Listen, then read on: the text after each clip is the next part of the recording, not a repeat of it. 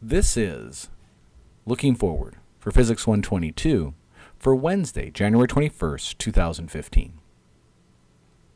As you get ready for class on Wednesday, I'd like you to read units from Chapter 21, Units 1, 2, 5, and 6. And I'd like you to think about the following questions. Our first question here. Imagine we have a charge here, a positive charge. We'll call that charge 1. And a negative charge over here, we'll call that charge 2. Now, we learned in class today that since opposites attract, the charge 1, that's one we'll focus on, will be pulled to the right by charge 2. And we can even write down its force as the force is K times Q1 times Q2 divided by R squared, where R is the separation between the charges. What I want to know is what happens if we add another charge, Q3 over here. We'll call it a positive charge. There's charge number 3. What's it going to do to charge 1?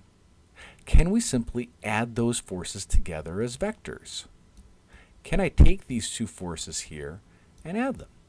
And if I could do that with vectors, could I do that with this equation for the forces where I can add those up? The second question I'd like you to think about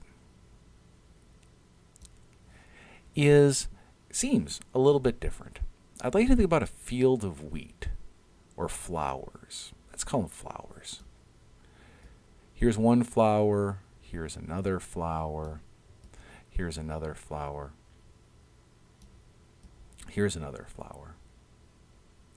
Now let's take those flowers and let's add a fan. Here's a big box fan. It's got blades, and coming out of the fan is some wind blowing.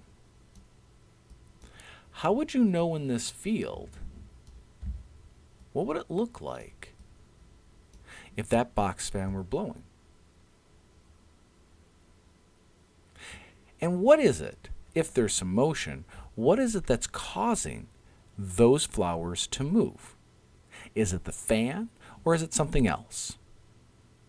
In other words, is there a direct connection between the fan and the flowers, or is it an intermediary thing? And how would you know about that intermediary thing? We'll talk about those questions and more when we get together on Wednesday. See you then.